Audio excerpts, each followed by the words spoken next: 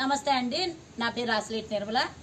నేను ఒక దళిత మహిళని. దళితులకు జరుగుతున్న అన్యాయాల మీద, దళితులకు సంబంధించిన అనేక రకాల 27 స్కీములను రద్దు చేసిన జగన్మోహన్ రెడ్డి ఈ గాడిదతో సమానంగా చేసి ఈరోజు చెప్పులు దండేసి జగన్మోహన్ రెడ్డిని సన్మానించడం జరిగింది.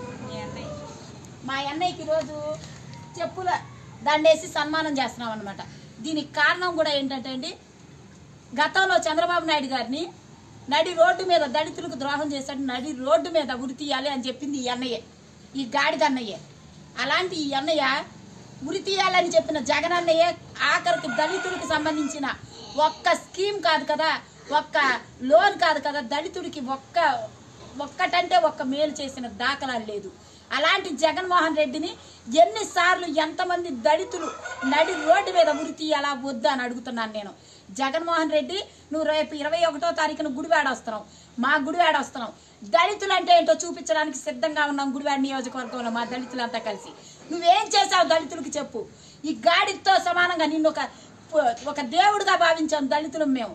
ఈరోజు నిన్ను గాడిదకి కట్టి గాడిదతో సమానంగా చేసి చెప్పులు దండేసి ఊరేగిస్తున్నామంటే దానికి కారణం నువ్వు చేసిన ద్రోహం కాదా? దళితుల్ని నమ్మించి మోసం చేసిన ఒక దిక్కుమాలిన సీఎంని నువ్వు కాదా? ఎన్ని రకాలుగా మోసం చేసావు.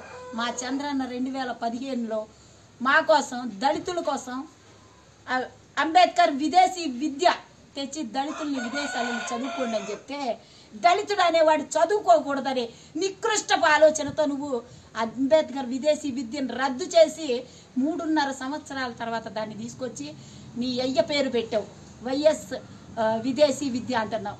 పోని దానికైనా నిధులు విడుదల చేస్తున్నావా? ఏ ఒక్కరినే పంపించావో విడుదల చేయి, శ్వేతపత్రం విడుదల చేయి. సిగ్గులేని మాటలు మాట్లాడుతున్నావు. దళితుల మేనమావని అన్నావు, ఏం చేసావు? దళితులకి ఏం చేసావు? అందరికీ సమానం అన్నావు. ఎక్కడా 9,905 కోట్ల రూపాయలు మా ఎస్సీ సప్లాన్ నిధులు దోచేసిన దొంగవి నువ్వు. ఇప్పటికైనా జగన్మోహన్ రెడ్డి ఒళ్ళు దగ్గర పెట్టుకో. దళితులు అంటే అంత తక్కువ వాళ్ళు కాదు. రేపు 21వ తారీఖున దళితులు సత్తా ఏంటో మా గుడివాడ నియోజకవర్గంలో నువ్వు చూస్తావు.